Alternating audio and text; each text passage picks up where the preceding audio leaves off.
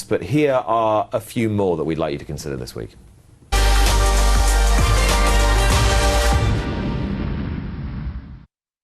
Just 6 this week because of our producer's crushing lack of imagination, but here we go. We'll start with... God. Oh, I couldn't resist it. I'm sorry. Take full responsibility. The Ascot bands, first of all, we heard from Hayley Turner. We also had a ban this week for John Velasquez, with slightly different categories. James, just put a button on these whip bans for me quickly. Well, I think Hayley spoke well about it. I think you had to take your medicine. James Doyle picked up one as well, didn't he? Interestingly, the one thing I will say is that those people who wrongly want to throw horses out when the jockeys break the whip bands, and these people need to be exposed and sent to a French prison island, they would have taken away one of the greatest moments of the week. These people that would have us that talk nonsense, they would have taken away that moment, wouldn't they? Go on, Charlie. They would have taken it from you, but over a technicality that made no difference whatsoever to the result, because horses can't actually feel the whip that much and just associate the noise with time to put their head down. In what sport are you allowed to cheat and still win? It's not cheating. It isn't. There are lots of sports where there are technical infringements that don't mean that you get DQ'd completely. Yeah. For example, an athlete might fail to carry a number cloth or something. They might well get wrapped over the knuckles, but they wouldn't get the gold taken off them. It's an absurdity. It's the same with. Don't lie down. Fight your corner. No. It's a point that you could that we don't have anywhere near enough time to cover, because it's one that we've been grumbling on with for ages. I worry about the damage it does to our sport watching these horses get. That headline has done us no good. Hayley. It was the only thing that I heard on the BBC radio on the way home was that she got a ban. And disqualifying the horse can help things. Yeah. Well, it will stop it happening. It won't. Yes, it will. It will not. If the jockeys know that they're going to get thrown out, they will stop, because they can count to 7 or 8 or whatever it is. It's not going to be a number, though, is it? If it's an arbitrary number, they can easily forget themselves. There goes the bell. They could easily. You throw the Derby winner out because it's hit 7 times with the whip. Have the bell. We move on to bet restrictions. Bet365 and Sky Bet, amongst others, were firms who restricted bets on multiples. James, don't throw this one to me. This is a horrendous hospital pass of a talking point. Yeah, I mean, they shouldn't do it. There's a million and one things they do that are unsporting and kind of edge grinding. It's obviously it's got too big an issue, hasn't it? And I thought James Doyle and could have done the same thing on Saturday, couldn't he? Mm-hmm. He had 4 great rides. They have to do it. It's their business, not mine. That seems to me to be very, very po-faced. But what do you think? Don't ask me what you. It strikes me that... What is the answer? It strikes me that there must be a portion of people who every day... There must be, that Frankie Dettori has a full book of rides, will do the accumulator to small stakes. Yeah. So surely there is a built-in provision in a firm as big as that for such eventualities. And given those eventualities are so rare, surely the amount of money you take over time justifies you being able to lay bets like that, whether it's Royal Ascot or not Royal Ascot. I'd have thought so, but you need to speak to more of a specialist than I am. But then maybe that is wrong, because the risk managers will be clearly telling them that it is wrong. That's exactly. It's one of those things. It's like asking me to comment on volcanoes or kangaroos or anything else I just don't know anything about. Can we add kangaroos as the 7th talking point? Look, it seems to me to be very po-faced, doesn't it? But because there are loads of people that go into, like you said, that go into betting shops and their whole pleasure is because they don't know the form that well and they get stitched up by the Betfair boys. They want to just put Frankie Dettori 5 rides together. It gives them a lot of pleasure. And out seems a little bit mean, doesn't it? It seems a little mean, but there you go. It does. And part of the great stories of betting are people who have staked very small amounts and have won very large amounts, and that possibility has to be kept alive, doesn't it?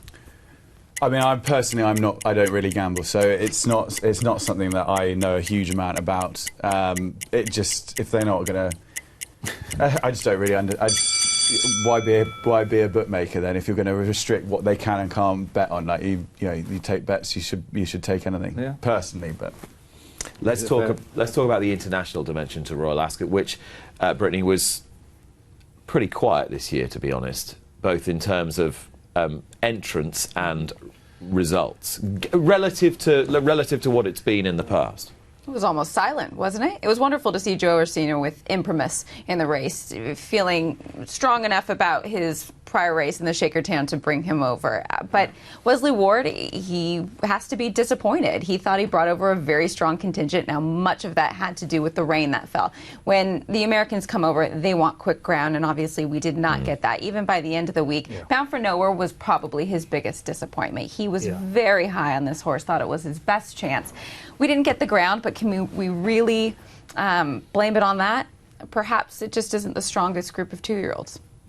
But fair play to Nick Smith. He's got horses from Australia and he's got horses from New Zealand and one from Singapore and nearly a dozen from the United States, a Japanese horse and a Czech horse from the Czech Republic. So there's plenty of diversity there, Charlie, but we want the global superstars, really, don't we? Exactly, and they weren't the best. And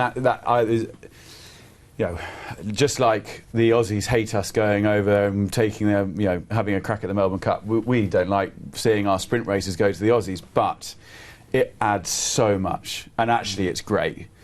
But you want to see those superstars. You want to see the good horses, the cream of the crop, and they didn't come this year, and that it definitely took a bit away from the meeting, I thought. Do you think it's just money? Well, the sprinters, the Aussie sprinters, there's an quarantine issue at the moment, isn't there? And it sort of slightly interferes with the Everest, which is worth 14 million or whatever it is this year. That's just you can't compete with that. How are they going to compete with that? And that I hope that gets resolved, because I'm sure the Aussies would love to come over and would love to win as long as it's not going to affect their season back in Australia. But if it was an issue that was affecting the way they were trained for the Everest, then I can completely understand why they haven't come. Rushing fall next year, I hope. Oh, yeah. Yeah, fingers crossed. I mean, she's a superstar. There's a massive wish list of horses and trainers that we'd love to see, and they're going to have to take on our superpowers. And we touched on this earlier on with James and Brittany, Charlie, but I'd like your view on this.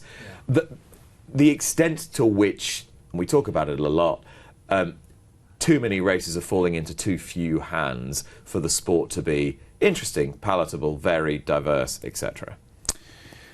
Yeah, it definitely takes it takes that story away. I think the story of me and Hayley winning at Ascot was a really good one, because we broke the mould and we weren't part of that Aidan, John Gosden, Sir Michael Stout domination. And I think it can get a little bit monotonous. Now, Aidan is a wonderful, wonderful trainer, and I'm afraid he's going to carry on dominating for many years to come, which is going to make life tough. But I do think it slightly takes away from the narrative of us trying to sell our sport to an outside audience. That said, I think the only thing that really transcends our sport is equine superstars. Frankie as well, obviously, who's obviously not an equine superstar, but he is a superstar.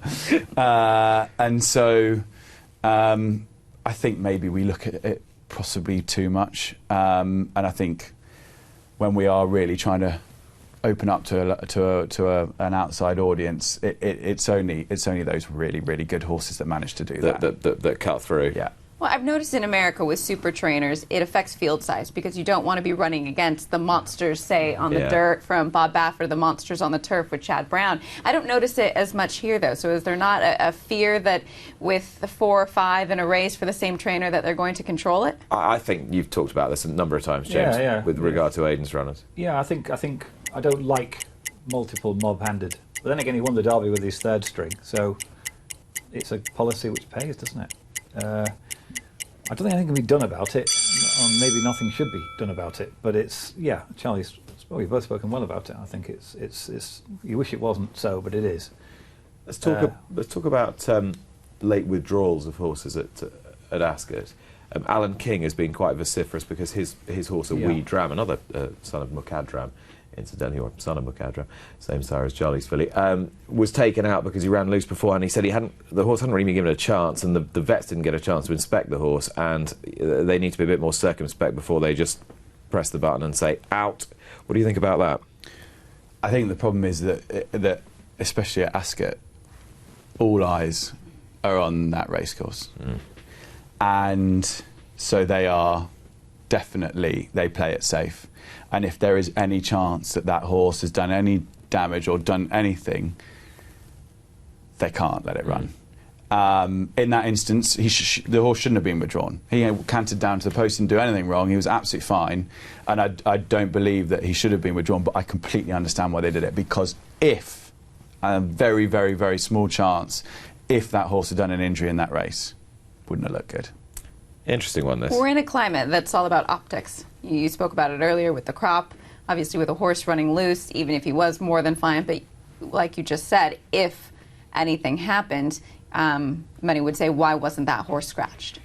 And it goes back to the climate that, especially in America, that we're in right now, of safety and the health and welfare of the equine athlete is of the utmost importance. So I think they're leaning on the side of caution everywhere right now. Would it have been scratched if it had been at another meeting? No, Probably I not. don't think it would have done, and therefore it was the wrong decision. And there's so many moving parts to Ascot, and optics is one as well, but logistics is another. Lots of racing, lots of big field racing, important, imperative that the races go off to time. We don't keep to time at other racecourses, and it creates mayhem. So it's a difficult balancing act, and I can understand why Alan King's frustrated, but I suspect they've probably done the right thing. I mean, I would have been exactly the same as Alan. I would have been Livid. Yeah. Because you've got all your owners there, and it's very frustrating, but sometimes these things happen. Now, Brittany, this is a big story emerging in your part of the world, at Santa Anita, which has been the focus of so much welfare attention this year.